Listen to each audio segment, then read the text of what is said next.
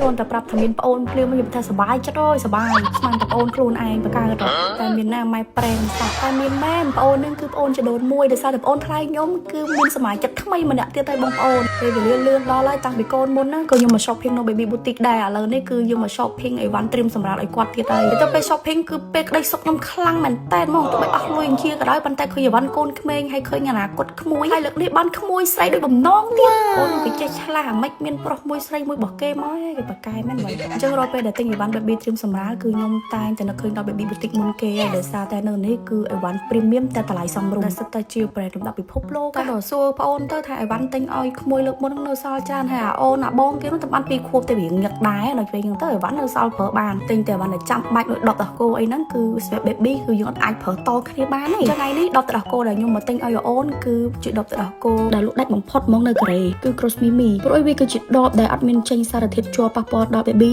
ដែលគេហៅថា BPA free ដែលដបហ្នឹងគឺអាចធន់កម្ដៅរហូតដល់200អង្សាហើយធន់ត្រជាក់វិញគឺបានទៅដល់ដប20អង្សាធម្មតាយើងសុទ្ធតែក្តៅបានទេណាវាចេញអាចរហ្នឹងតែបើមិនជាដបនេះគឺអាចសុទ្ធតែក្តៅបានមិនមែនតែធំសុទ្ធតែក្តៅដាក់ចូលម៉ាស៊ីនយួយហើយដាក់ចូល microwave ក៏បានដែរហើយចង់ដាក់ទឹកដោះចូលទៅក្នុងនឹងប្រកបទៀតក៏បានក្រៅពីដបដែលមាន quality ហើយគឺក្បាលមុំគឺសំខាន់បំផុតខ្ញុំធ្លាប់ឃើញតែគេប្រម៉ូទខ្ញុំអត់ជឿទេណាទៅដល់ពេលមួយក្មួយខ្ញុំគាត់ក៏អត់គ្រប់ខែនោះគាត់រកក្បាលមុំអីគាត់ប្រមុំដាក់ទៅយំដាក់ទៅងារហូតដល់ទៅពេលប្រើដបមួយហ្នឹងដូចទៅនឹងដើមធុំម្ដាយអញ្ចឹងគាត់ប្រើមុំត្រឹមដបមួយហ្នឹងហើយខ្ញុំក៏ណែនាំទាំងប្អូនទាំងក្មួយបកកើតក្មួយថ្លៃអីគឺប្រើអានោះទាំងអស់ដោយសារតែក្បាលមុំវាគឺតុនខ្លាំងមែនតែនហ្មងអញ្ចឹងបើសិនជាម៉ាក់កំពុងតែទិញអីវ៉ាន់ធៀមសម្រាលណាខ្ញុំ recommend ជាមួយនឹងដបហ្នឹងមួយគឺចាំបាច់គួរតែទិញទុកឲ្យអូនហ្មងហើយដបហ្នឹងមានជាឈុតជាមួយនឹងកាបូបកៅអៅស្បែកជើងកាមេលកេងភួយខ្នើយកៅអីពងហែលទឹកចានស្លាបព្រីអីនិយាយទៅគេមកជីកមកគឺ fashion បដ ாய் និយាយទៅលប់ប្រក្រមួយចោះខ្ញុំរឿងកូនហ្នឹងដបដោះគោតាំងពីតូចវិញខ្ញុំបាត់តែគម្របទេតែដល់ brand នេះមួយបើសិនជាយើងបាត់អីយើងអាចទិញនឹងបានព្រោះអីមានគ្រឿង accessory គេច្រើនណាសម្រាប់ទុកឲ្យយើងបដូរផ្លាស់ហ្មងបងប្អូនទាំងអស់គ្នានេះគឺជាប្រភេទទឹកអនាម័យសម្រាប់បងប្អូនទើបទៅកើតសូនខែឡើងទៅសម្រាប់ Ellie Bella ក៏គាត់ប្រើជាប្រចាំមកជាពិសេសពេលដែលល្អជប់ទុកទឹកឬក៏គាត់ទៅដូរក៏ទៅខោទឹកដូរអីហ្នឹងគឺចាំបាច់បំផុតហ្មងរក្សានឹងអនាម័យរបស់គាត់ឲ្យល្អមានទឹកក្រអូបបងប្អូនចាទឹកក្រអូបពេលទៅតែការមានក្រអូបទេណាទៅពេលគាត់រៀងទូអញ្ចឹងហើយគាត់ reflection ឈ្មោះគួរចាំថើបតែកុំទៅញិច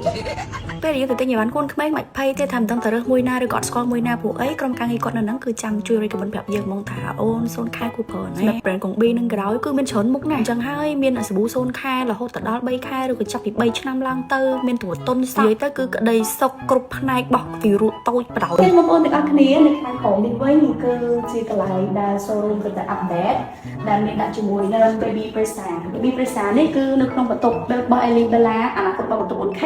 ពីណាត់ឲ្យគាត់ព្រាមអត់សូវមានពេលហើយអត់ចង់ចំណាយពេលច្រើនក្នុងការលាងដបផ្លាច់ក្រឹងដៃអីហ្នឹងគឺដាក់ដបចូលលាងនៅក្នុងម៉ាស៊ីននឹងបានងាយស្រួលហើយបានស្អាតល្អទៀត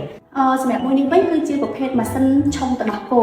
ដូចមួយម៉ាក់នឹងស្រាប់ហើយពេលដែលទៅកើតដោយភ្លាមគឺយើងអស់កម្លាំងខ្លាំងជាពិសេសគឺអស់មួយ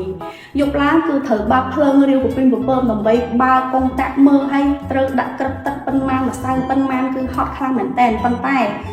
ម៉ាស៊ីនមួយនេះគឺជាជំនួយការមួយដែលល្អខ្លាំងមែនទែនយប់ឡើងម៉ាក់ប៉ាចាំបាច់ចំណាយពេលអីច្រើនទេគ្រាន់ចុចពឹបគឺយើងក្រិតជាមួយម្សៅហើយនឹងទឹកទៅតាមស្តង់ដាររបស់ម្សៅនីមួយៗហើយស្រាប់តែម្ដងគាត់ទៅចុចមកគឺបានទទួលជាមួយនឹងទឹកដោះគោឲ្យអូនញ៉ាំបានភ្លាមបាច់ឆុំឲ្យកន្លុកអីទេគឺមកស្អាតមកឆ្ងាញ់យកហើយហ្មងហើយ baby presa គឺមានច្រើនណាស់មានតែម៉ាស៊ីនកម្ដៅទឹកដោះគោចាមានតែម៉ាស៊ីនកិនបបរ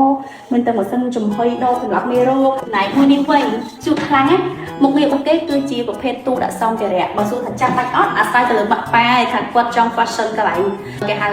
ទូកន្លែងដាក់សំភារៈរបស់អូនហ្នឹងគឺ fashion ប៉ុណ្ណាបកកែតុបតែងប៉ុណ្ណាបើសិនជាដាក់ជា set នោះវាគឺកាន់តែស្អាតនឹងឯងក្នុងនេះយើងអាចដាក់ដបទឹកដោះគោអូនបានចានៅខាងលើនេះបើសម្រាប់ខ្ញុំវិញគឺខ្ញុំដាក់ជាប្រភេទក្បាលមុំប្អូនដែលយើងលាងរួចយើងទុកក្នុងនឹងទៅងាយស្រួលពេលដែលយើងរៀបចំអីយើងដាក់ក្នុងនឹងមកគឺស្អាតអញ្ចឹងសរុបមកនៅហាង baby boutique គឺមានអីវ៉ាន់កូនក្មេងនិងមនុស្សធំច្រើនខ្លាំងមែនតើសូម្បីតែ Dyson ក៏មាន showroom នៅនឹងដែរអញ្ចឹងហើយសម្រាប់ម៉ាក់ដែលគាត់ត្រៀមសម្រាលឬក៏ម៉ាក់កំពុងមានអូនតូចហើយចង់រករបស់ដែលល្អ premium ហើយតម្លៃសមរម្យឲ្យកូនអាចមកមើលអីវ៉ាន់នៅ baby boutique បានទីតាំងហើយនឹង page ខ្ញុំនឹងមាននៅខាងលើវីដេអូណា